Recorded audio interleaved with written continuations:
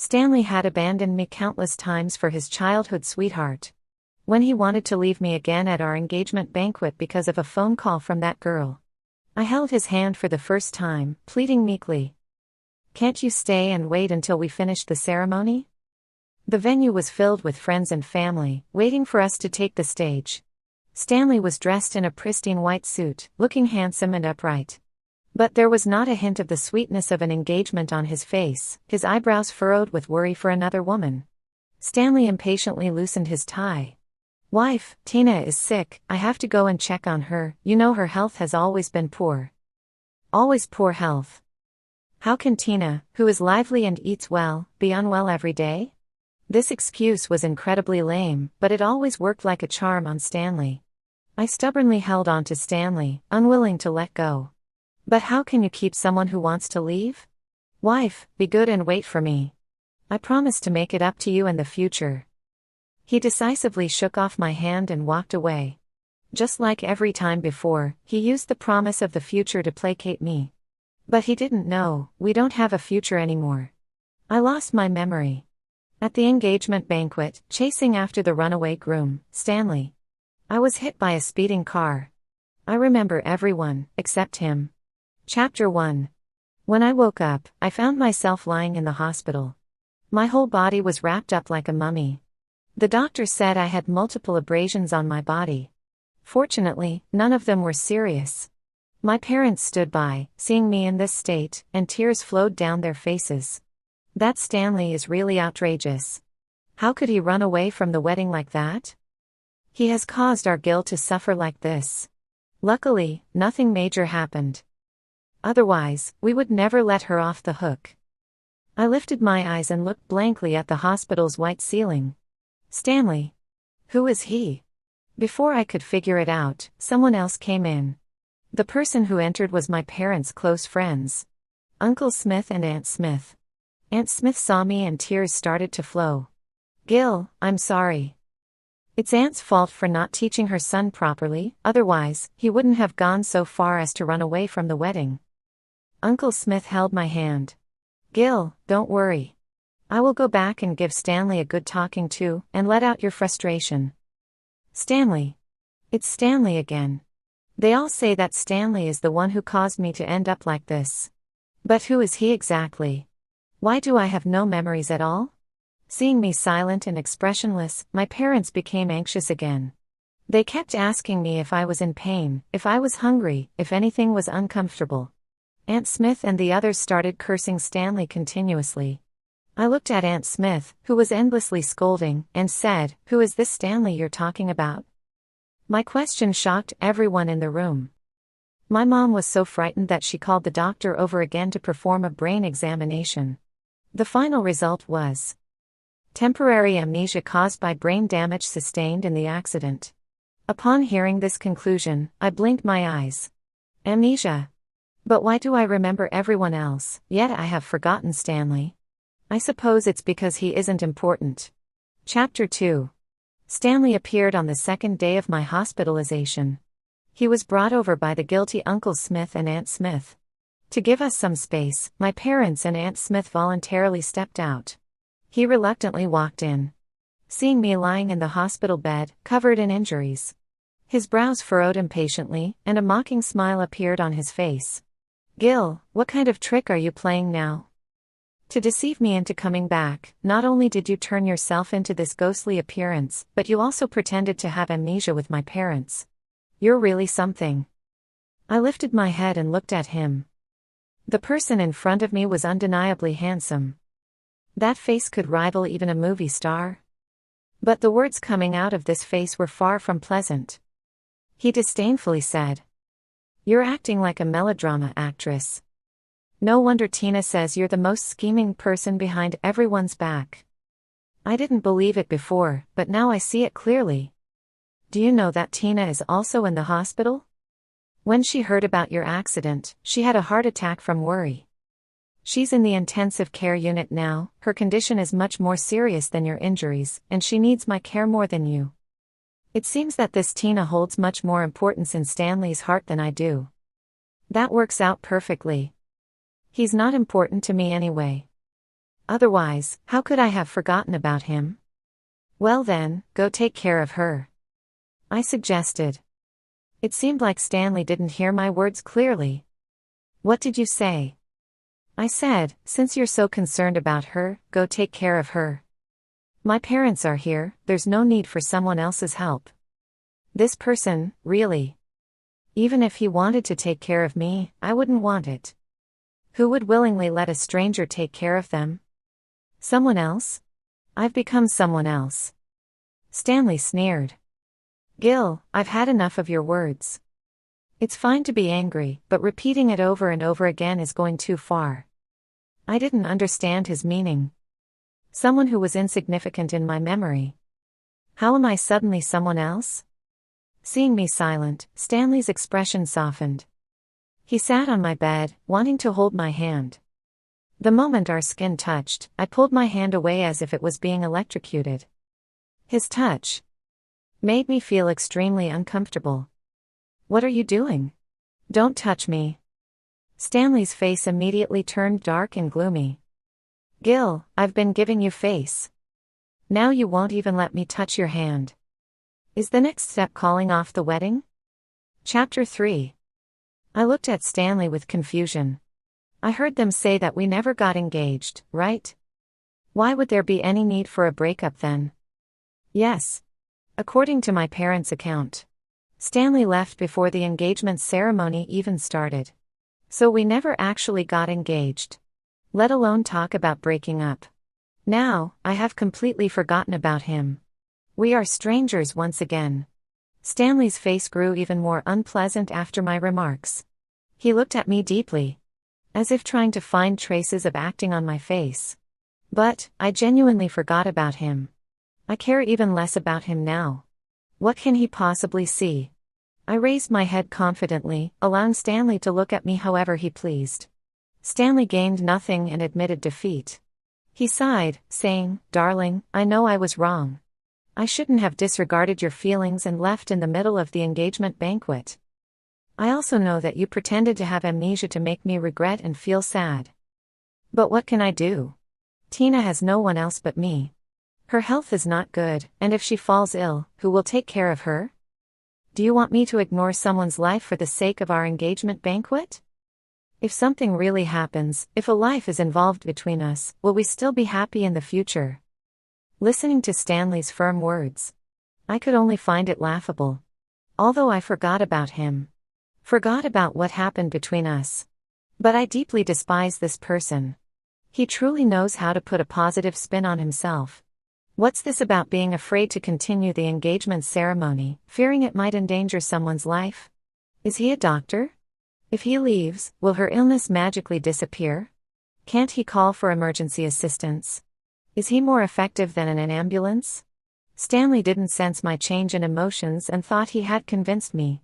He continued to pour fuel on the fire. "Darling, I know you're not that selfish. You will forgive me this time, right? When you get better, we'll have another engagement ceremony, even grander than before, okay?" His words made me incredibly nauseous. Another engagement ceremony. How confident is he that I would agree? I shook my head. No, not happening. I didn't want to continue entangling myself with a man whose mind is so clouded. Stanley froze. "What did you say?" I stared at him and said each word deliberately. I said no. I don't know you, and I don't want to continue the engagement with you. Stanley's face darkened inch by inch. He stood up, disappointed, and looked at me. "Gil, I always thought you were a broad-minded girl, which is why I wholeheartedly chose to be with you. But I didn't expect you to be so jealous and full of bitterness. What's with your grudge against Tina? She's been sick since childhood, and I need to take care of her. You knew this from the beginning of our relationship, didn't you?" Damn. He had this attitude from the beginning of our relationship. Then why did I endure it? If my hand wasn't hurting, I would have wanted to slap my past foolish self. Stanley kept talking to himself. "Gil, whether you're pretending to have amnesia or using the car accident as a ploy, I can't ignore Tina no matter what. I'm leaving now. Tina could have an emergency at any moment. When you've thought things through and stopped being stubborn, I'll come back to find you." After saying that, Stanley turned around and left. I heard Stanley's parents and Stanley erupt in another intense argument at the door. Aunt Smith and the others wanted Stanley to take care of me. But Stanley insisted on taking care of Tina. I pulled the blanket over myself and hid inside. I didn't want to hear the annoying voices outside. If my leg didn't hurt, I really wanted to go out and talk to Aunt Smith and the others. Let Stanley take care of Tina if he wants to. I don't need his care anyway. Having a stranger take care of me. Just the thought of it makes me feel uncomfortable. Chapter 4. I drifted off to sleep in a daze. When I woke up again, my mother was looking at me with a worried expression. Seeing me looking so listless, she sighed and said, "I don't know what's gotten into Stanley this time. He's turned into this state. Just now, Aunt Smith was pressuring him to stay and take care of you, but he refused and insisted on going to see that illegitimate child of the Jones family.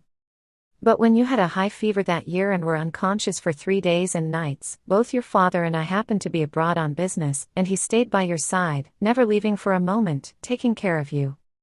I stared at the chandelier on the ceiling and casually said, "Oh, that happened too?" My mother nodded. "Yes, back then he was really good to you.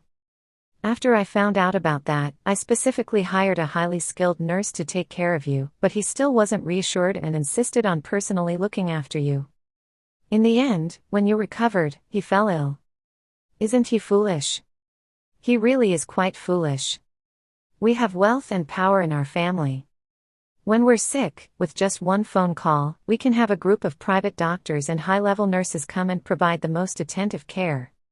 Why did he make himself look so miserable?"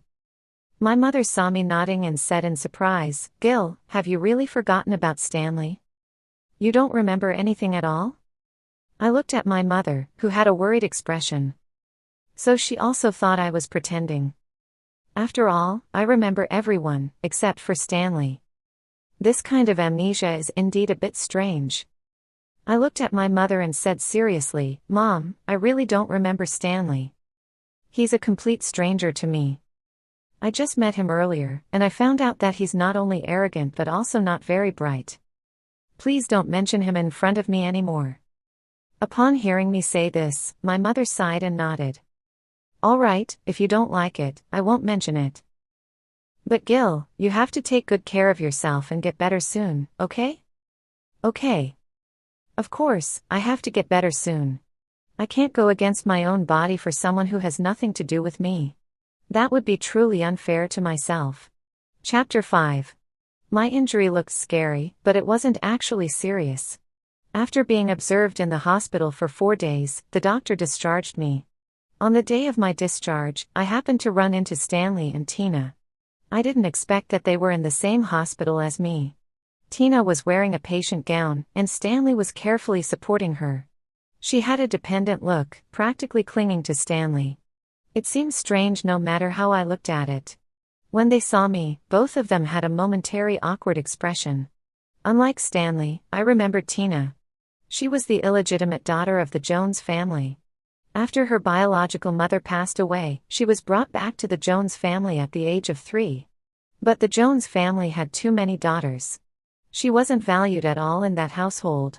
In my memory, she didn't talk much. She didn't leave much of an impression. I thought about it and realized that I wasn't really familiar with them. So there was no need for any greetings. I prepared to walk around them. But just as I took a few steps, an incredulous voice came from behind me. "Gil, how dare you ignore me?" I turned around, puzzled. "Are we close? Why should I acknowledge you?" Stanley was speechless, choked up by my response. He gritted his teeth and glared at me fiercely. It seemed like I was the heartless woman in this story. Stanley opened his mouth, about to say something. Suddenly, Tina started coughing violently. Stanley immediately became nervous and went over to pat her back. The way he looked at her, I can't even describe how tender it was. I watched their harmonious interaction and figured they didn't have time for me anymore. I lifted my foot, ready to leave. But I was stopped by a voice. This time, it was Tina who spoke. "Gil, I'm sorry." Tina held her chest and said, "I know it's all because of my useless body that you and Stanley haven't gotten engaged. But besides Stanley, I don't have any other friends. Please don't blame Stanley. If you want to blame someone, blame me. I'm truly despicable. If you want to hit or scold me, go ahead, but please don't take Stanley away from me.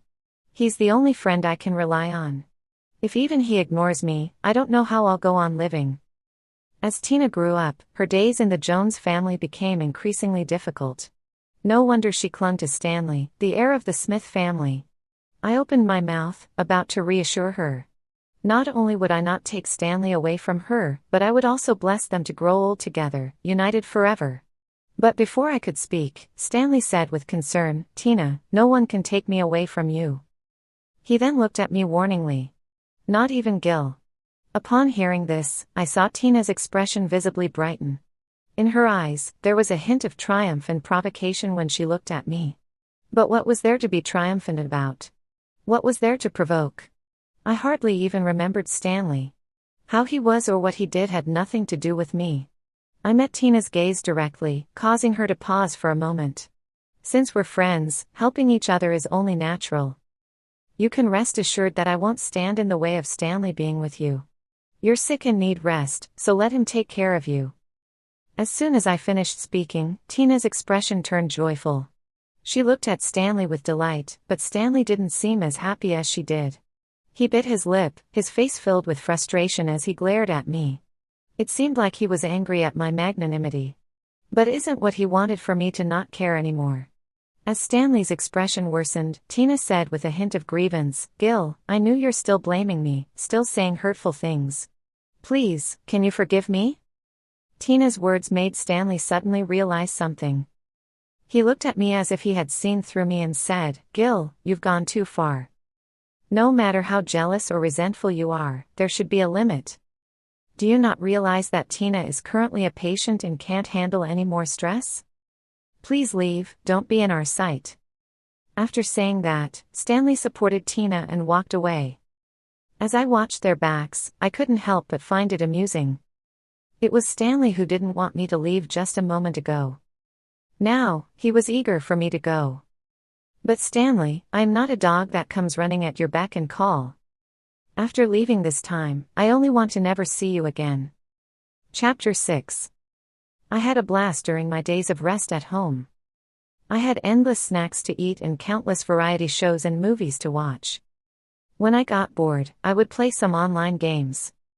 Once my health improved a bit, my parents arranged for me to go abroad for further treatment.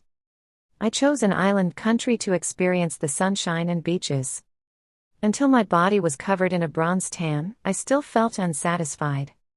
Only then did I return home, full of lingering joy. Upon my arrival, my parents specially prepared a welcoming feast for me. Aunt Smith and Uncle Smith were also present at the banquet. They apologized to me and expressed their regrets. I understood their intentions. Over the years, our family had provided numerous projects for the Smith family. They were afraid that I would be angry with Stanley, causing a rupture in the financial ties between our families. But I am not someone who confuses personal matters with business. Moreover, I don't even remember who Stanley is anymore. How could I be angry with someone I don't even recall? I raised my glass and said to Uncle Smith, "There won't be any issues with the cooperation between our families, I assure you." Uncle Smith's face brightened. "What about Stanley? You haven't contacted him during this time. I can tell he regrets it now. Can you give him a chance?" Regret? I didn't think so.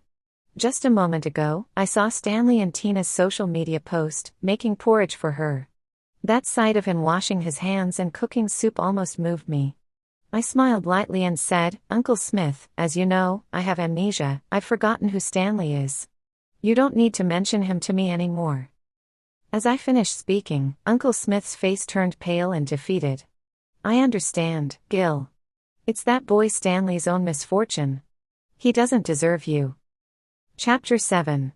After the welcoming feast, I thought I would never have any interaction with Stanley again. But that very night, I received a call from Stanley. "Gil, I gave you a month of cold treatment to reflect, but how can you still behave like this? What did you mean by what you said to my parents today? You're just angry that I didn't attend your welcoming feast, right? Tina had a stomachache and suddenly wanted to eat the millet porridge I made for her, so I couldn't make it. Her heart condition is delicate, and she needs proper care. Can't you stop being so petty? Call my parents right now and explain yourself. If you're really planning to cut me off, don't blame me for never speaking to you again. Never speaking to me again? Huh? Who cares? Well then, never speak to me again. Gil, are you done yet? I cut off Stanley's furious voice. Who has the patience to listen to his nonsense? He's not anyone to me. He intentionally ignored me for a month, making me reflect on my own. Why is he so confident? Without hesitation, I proceeded to block him completely. I don't want this jerk to pollute my contact list. Chapter 8. After returning, I didn't rush to go back to work at my family's company. My parents were scared by my recent accident. They wanted me to stay at home and continue to recover for a while. Feeling bored at home, I picked up my phone and called my best friend. In no time, Lucy arrived in her flashy Lamborghini. Well, Gil, it seems like you really forgot about Stanley if you dare to contact me, Lucy exclaimed. I was taken aback. What do you mean?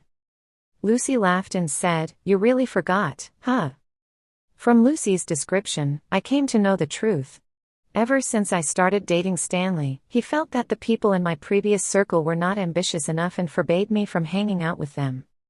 So, I haven't been in contact with them for 3 years. Hearing this, I was dumbfounded. Was I under some kind of spell before? Not ambitious. Although Lucy and her friends are from affluent families, they are also actively involved in their own businesses. Where is the lack of ambition? Seeing my reaction, Lucy defended me, saying, It's good that you forgot. I always knew you and Stanley wouldn't last.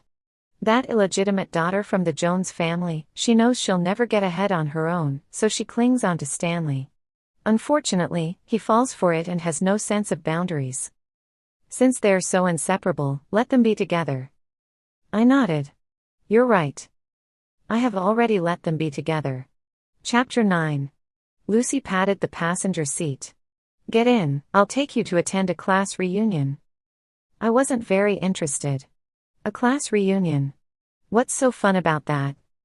Lucy blinked, laughing. Of course it's fun. I heard that Tyler, the campus heartthrob, will be there. He's back from abroad. Tyler. Wasn't he supposed to have settled overseas? He actually came back. Seeing that I didn't respond, Lucy added, He's the other one who was called the school's most handsome along with Stanley back in college. You forgot about Stanley, fine, but did you forget about him too? I smiled. I didn't forget. How could I forget? He was the most striking figure in the library. The shining presence in the debate competition. Tyler, the most special presence in the hearts of us college girls. Not only was he good-looking, he was also incredibly intelligent. Intelligent is one thing, but he was also so hardworking. He was the mythical figure of our school. Perfect scores in every subject.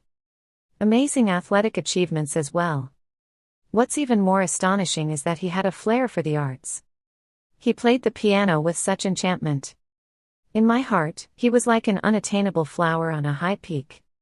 To be admired from afar, but not to be profaned. After graduating, he went abroad for further studies. The hearts of the female alumni shattered. I never thought that after so many years, I would be able to see him again. Hearing that he would be there, my heart couldn't help but leap with joy. I really wanted to see what he has become now. He must have become even more outstanding. Let's go see. Chapter 10.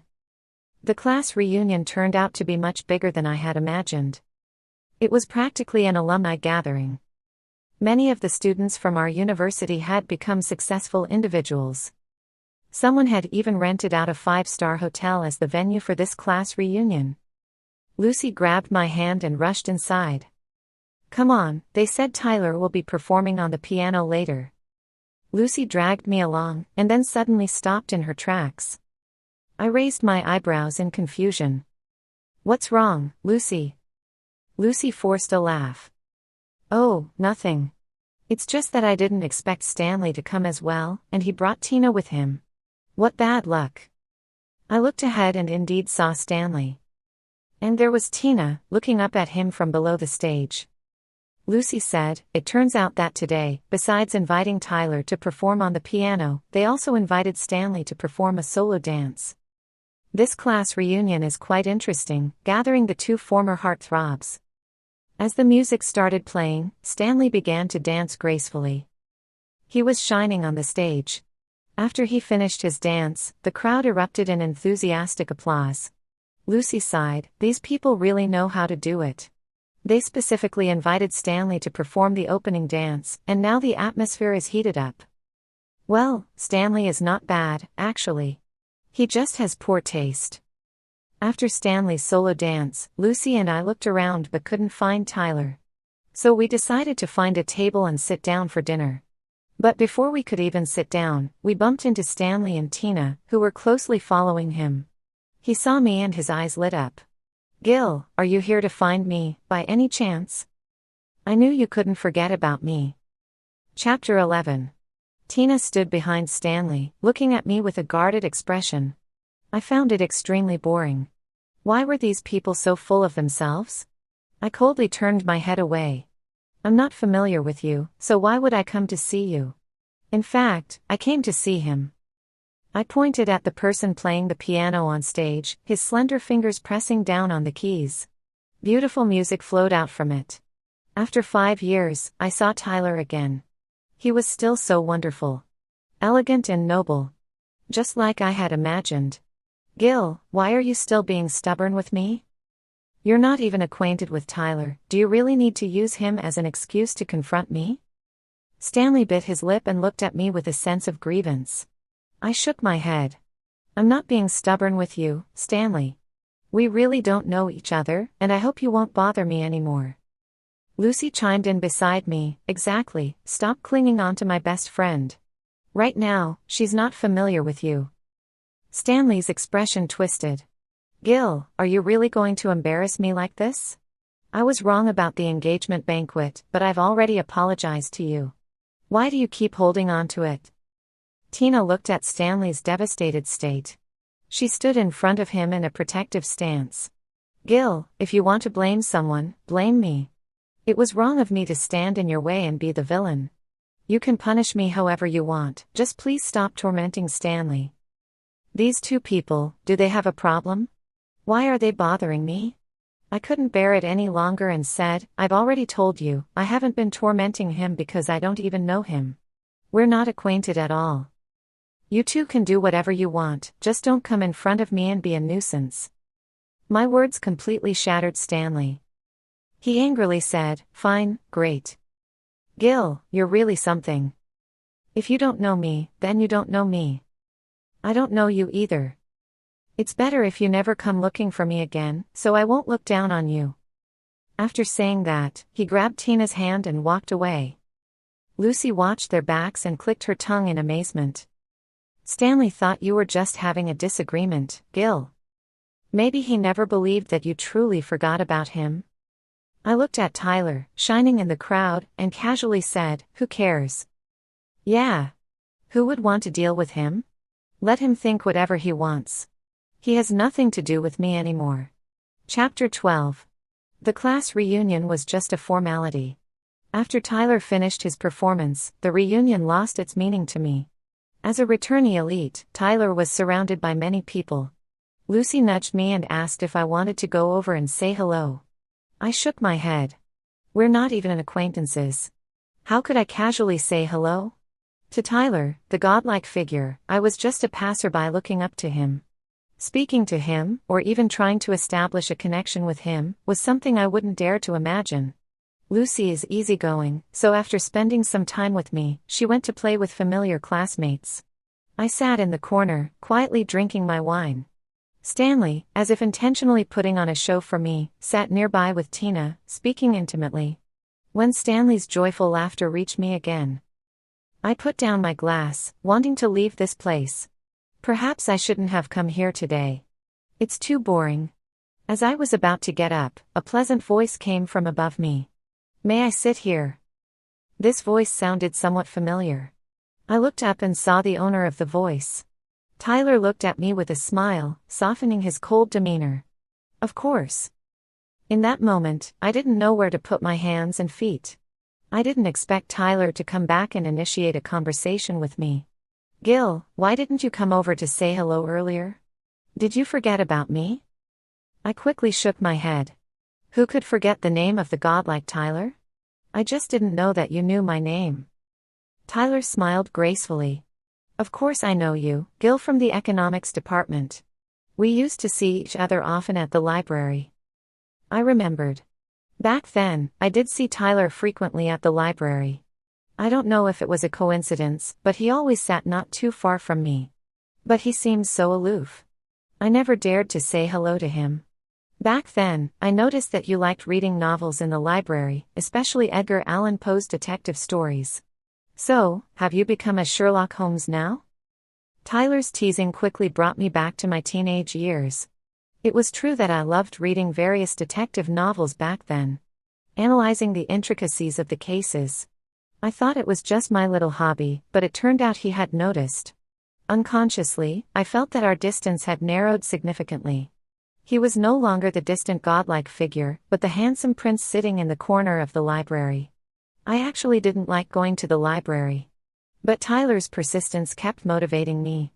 I thought, if someone as excellent as him was still working so hard, why shouldn't I make the most of my time and strive as well? Shared memories brought the two of us closer. I really liked you back then, so serious and diligent, Tyler said to me. I smiled. Actually, I should be saying that to him. He was the most serious and diligent person in the entire library. If it weren't for seeing him, I wouldn't have maintained my self-discipline. I thought to myself, you're so outstanding, yet you're still striving, I said. How could I be lazy? Upon hearing my words, Tyler became ecstatic. He exclaimed, Gil, so that's how it was? Do you know? I thought the same way. I saw you going every day, and I couldn't bring myself to slack off either.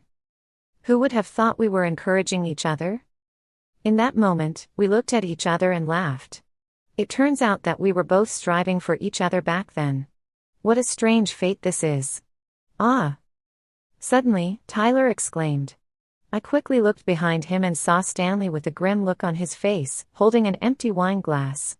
He had intentionally spilled red wine on Tyler. I was furious. Stanley, what are you doing? Stanley's eyes turned red. Gil, I was wrong. Come back with me, please. I won't leave you for someone else again. I looked at Stanley coldly. You should be apologizing to Tyler, not me. How could you pour wine on someone else? Stanley clenched his teeth and refused to apologize. Tyler, do you know that Gil is my fiancé? What do you mean by getting close to him like this? Have you no shame? Tyler elegantly stood up, casually patting the wine stain on his clothes. Then he said to Stanley, fiancé. That means we're not married. So I have the right to pursue Gil. You dare. As soon as these words came out, Stanley seemed like a lit explosive. He reached out his hand and was about to slap Tyler's face. I quickly grabbed Stanley's hand. I looked at him with disgust. Stanley, have you gone mad? Are you really insane? Let me say it one last time, I don't know you, I truly don't know you at all. I am not your fiancé, and we have never been engaged. Please stop bothering me. I have absolutely no feelings for you now. You have left such a terrible impression on me, worse than a complete stranger. Upon hearing my words, Stanley seemed struck by lightning. His whole body trembled inexplicably. He stared at me in panic. It was as if he finally realized that my amnesia was real. And that he was about to lose me completely. Chapter 13. Stanley couldn't bear the blow and hastily left the scene. Tina, who had been following him all along, tried to support him. But he forcefully pushed her away. However, she wasn't saddened by it and persistently followed him. As they left, curious eyes fell upon Tyler and me. I didn't want to be treated like a monkey, so I took the initiative and said to Tyler, do you want me to take you back to the hotel? Tyler smiled warmly and said, I would be delighted. I dropped Tyler off at the entrance of his hotel. He didn't get out of the car but looked at me seriously. Gil, what I said earlier was true. I was taken aback. What did you say? Tyler's gaze became shy for a moment. Then he looked at me firmly and said, I mean that I want to pursue you, Gil. I like you. Coming back this time, I realized that the youthful excitement is still there. So, Gil, I hope you'll allow me to pursue you. As I looked into his eyes, I could see a reflection full of myself. It seemed like this person only had me in his eyes. Well, maybe I could give it a try. Almost involuntarily, I nodded. The eyes of this handsome man suddenly lit up like the morning stars. He leaned in and excitedly planted a gentle kiss on my cheek. At the moment our skin touched, I felt my heart skip a beat. Gil, forgive me. I'm just so happy. You have to keep your phone accessible because I'm going to pursue you from now on. Chapter 14. Tyler is definitely a man of action. In the following days, he prepared countless activities for me. Breakfast in the morning, lunch dates, goodnight moments in the evening, every little romantic gesture between a couple played out between us. And these were experiences that I had never had in my previous life. I realized for the first time that being favored by someone, being loved so wholeheartedly, was truly wonderful. Falling in love with Tyler wasn't difficult. Someone like him was meant to be loved by others. And as the lucky one who he had fallen in love with, I couldn't escape his web of affection. Soon enough, I brought him home. My parents adored Tyler. The moment they saw him, smiles stretched across their faces. Throughout the meal, they warmly greeted Tyler with various offerings. Tyler, this beef is delicious, try it. And these prawns are great too, have some more. And this red wine is from your uncle's collection, give it a taste. Tyler was being fed all sorts of food, but his smile never wavered. After finishing the meal, I took Tyler for a walk outside the villa. Holding Tyler's hand, I asked, were you scared by my parents' enthusiasm earlier? Tyler shook his head. Not at all, I loved it. Gil, that's probably what home feels like. I think your parents and mine will get along well. They're both such warm-hearted people. I see. Perhaps it's time to arrange a meeting between our parents. As soon as I voiced my thoughts, Tyler seemed a bit at a loss. I loved his flustered state so much that I couldn't help but give him a kiss. The atmosphere was so beautiful and intoxicating. But there are always people who love to cause trouble. Gil? Tyler? A voice of shock came from the opposite side. Are you two really together? Tyler, you have no shame. I turned my head and met Stanley's resentful gaze. I furrowed my brows. What are you shouting about? Who are you, and how dare you come here and insult my boyfriend? Stanley stumbled for a moment. Then he burst out, I'm your fiancé, I'm Stanley. How can you really forget about me? How can you allow just any man to come between us? I scoffed. And who says I can't forget about you, Stanley? I warn you, don't come and disturb my life anymore. And furthermore, Tyler is not just any man.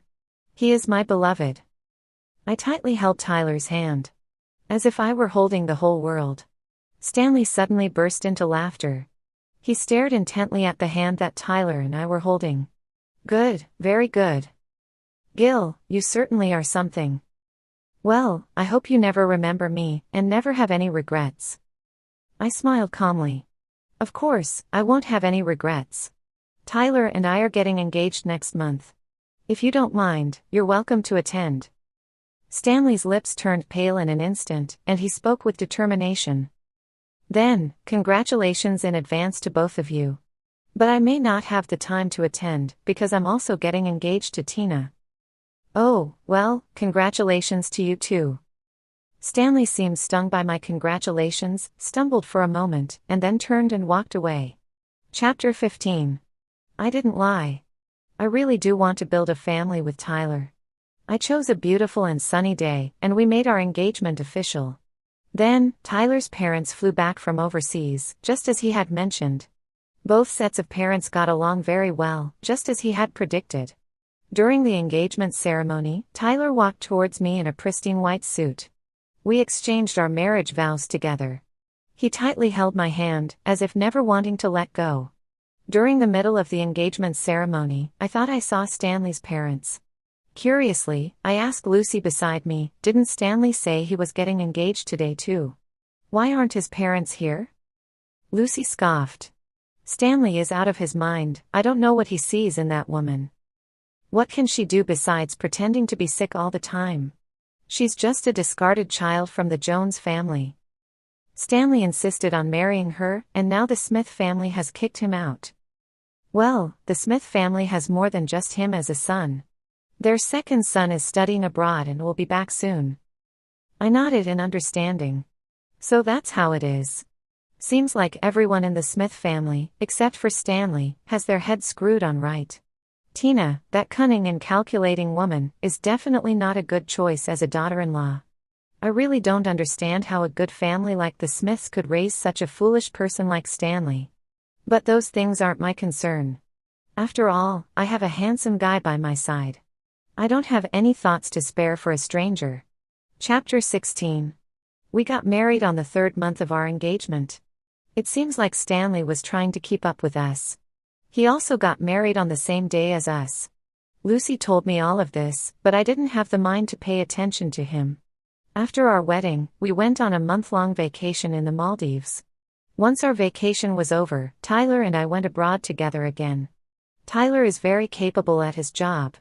After discussing with both our families, we decided to open a branch of our company overseas to earn money from foreigners. As a result, Tyler and I have been living abroad ever since. When we returned to our home country again, it was already 3 years later. By then, we were holding a cute little girl in our arms. Upon returning home, Lucy rushed over right away. Let me see my niece. Wow, she's so adorable. Lucy gave her a big golden ingot as a gift. Tacky, but the sentiment is genuine. When Tyler took the child to play, Lucy leaned in close to my ear and whispered mysteriously, "You know what? Stanley and Tina got divorced." I was surprised and asked, "Tina was willing to divorce him?" Lucy chuckled. "Then you don't know, that woman is incredibly materialistic. She always thought that the Smith family kicking Stanley out was just a joke, that once they cooled down, they would let Stanley come back. But who knew, they were dead serious. Stanley lost all his rights in the company, his cards were cancelled, he couldn't even take advantage of a single penny from Stanley. He had to go out and work to earn money for Stanley's living expenses. She only held on for a year before she couldn't take it anymore and initiated the divorce. At the time of the divorce, Stanley almost went crazy. He said that he lost even you for Tina, how could she not want him? But Tina said that if it wasn't for her being the Smith family's eldest son's wife, she wouldn't even bother with him. He's nothing. I chuckled. That's her true nature indeed. Lucy nodded. That's right. That woman has always been so materialistic, it's just that Stanley is too foolish to see through it. What kind of person is Mrs. Jones? Such a ruthless woman, yet she didn't manage to kill her. Can she really be a simple sickly child? Stanley is just foolish. You don't know, but they had a miserable time after the divorce. I curiously asked, what happened? Lucy shook her head. Stanley's heart was truly broken. After several blows, he was completely ruined. On the day they finalized the divorce papers, Stanley drove his car and crashed into Tina. I gasped, did she die? No, fortunately she didn't die. But she was left disabled, both legs completely paralyzed. You tell me, is that not tragic? Indeed, that is truly tragic. She wanted to climb the social ladder but failed, and ended up like this. Tina must be regretting it now. And what about Stanley? Lucy clicked her tongue. Him? If he intentionally harms someone and was driving under the influence, he's definitely done for. Charged with intentional injury and DUI, he was sentenced to 10 years in prison. The Smith family was so angry that they said they would disown Stanley. It's truly disgraceful. What was he thinking? He was such a shining person back then, one of our college heartthrobs. How did he end up like this? Yeah. How did it come to this? I also can't understand. After all, I don't know him. He's just a stranger. Perhaps it was his own choice. Chapter 17. At night, after soothing our sweet daughter to sleep, I turned over and nestled myself in Tyler's embrace. Tyler seemed a bit uncomfortable. Don't, our daughter is right there. I laughed. I absolutely adore his shy demeanor. Just a hug, nothing more. Tyler also laughed. What did you and Lucy talk about during the day? I buried myself deeper in his embrace. I told her that having you is wonderful, Tyler. Choosing you is the best decision I've ever made. Yes. I dare not imagine how much misfortune I would have encountered in this lifetime if I had chosen someone else. Fortunately, I chose him. Tyler hugged me back and whispered softly, "Wife, I feel the same way."